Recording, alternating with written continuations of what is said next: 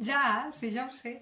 Resulta que ets celíac, no prens cereals, ets intolerant a algun aliment, o segueixes una dieta estranya i tens ganes de fer pa o un pa de pessic a casa. Soc la senyoreta Meravella i fa temps que l'Albert em va demanar que fes aquest vídeo. Jo vinc a fer vídeos d'escape rooms que no li interessen a ningú, Meravella. Ei, si em reconeixes, guarda'm el secret, eh? Seria com veure la Helen Park que va cap al súper i començar a cridar als quatre vents. Oh, que és l'Elastigirl, que és l'Elastigirl! Oi que no ho faries? Doncs... Mira, si tu ets celíac, ja saps que el pa, doncs no és el que farem ara. Sense cereals podem crear unes masses que no s'assemblen gens al pa, però que ens poden servir, doncs, no sé, per acompanyar l'embotit, per exemple. Ei, res a veure, amb una llesca de pa de pagès, torrada, sucada amb tomàquet i amb un bon rajolí d'oli d'oliva extra verge pel damunt. Per favor, el que t'explicaré no té res a veure amb això. Que si no tens cap problema de salut, el que has de fer és buscar-te un bon forn artesanal i ja està. Deixa de buscar receptes per fer pa a casa. I si estàs pensant que és que tu, doncs, un tipus de pa així et sentaria millor, doncs mira, vigila. No facis bajanades i si vols fer algun canvi en la teva alimentació, fes-lo, però sempre assessorat d'un metge i d'un nutricionista.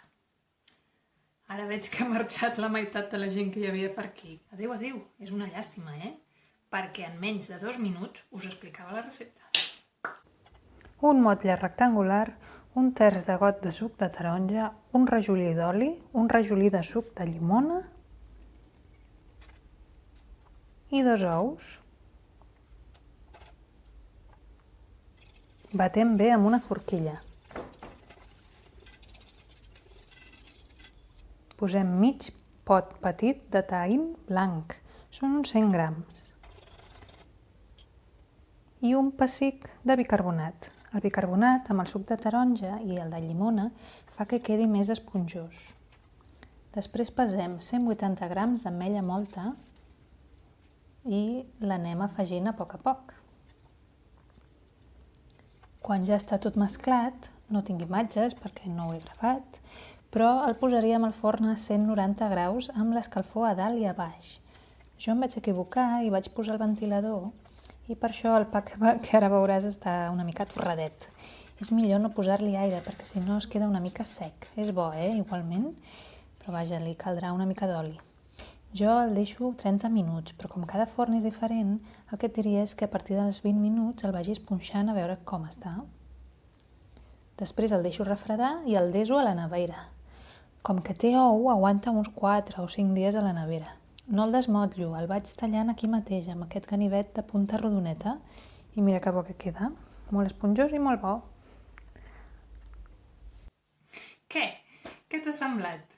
Mira, aquest pa em serveix doncs, per acompanyar conserves de peix, no sé, sardines, caballa, per posar-hi olivada al damunt, per acompanyar embotits, una mica de pernilet per damunt, però quan em ve de gust dolç, doncs per berenar, per postres, li poso xocolata al damunt, o mel, canyella, xocolata en pols. Per tant, la mateixa massa em pot servir com a pa o com a pa de pessic. És un 2 per 1, és ideal. Si el tastes i t'agrada, o si el tastes i no t'agrada, explica'm-ho als comentaris. I si tens una recepta sense res millor que la meva, si us plau, explica-me-la, t'ho agrairé jo i segur que tots els que passin per aquí també.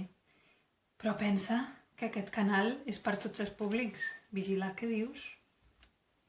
Abans de marxar, vull enviar una especial salutació al meu nou subscriptor, un només. No passa res. Iuhu! I també saludar el meu primer unsubscribe, que vol dir que és una persona que s'havia subscrit però ha marxat. No passa res, tot s'ha de celebrar en aquesta vida, tu. Iuhu! També vull fer un petó als comentaristes, al Iago, al Pere, l'Alba i al Joan. Mua, guapos! I recorda, com diuen els amics de les arts, de vegades vai se'm cremen les torrades, meravelloses. Només de tant en tant. O no era així? De vegades Vai, se'm cremen les torrades meravelloses. Només de tant en tant, quins galls que faig. Ells no fan tants galls, oi, els amics de Nadal? No.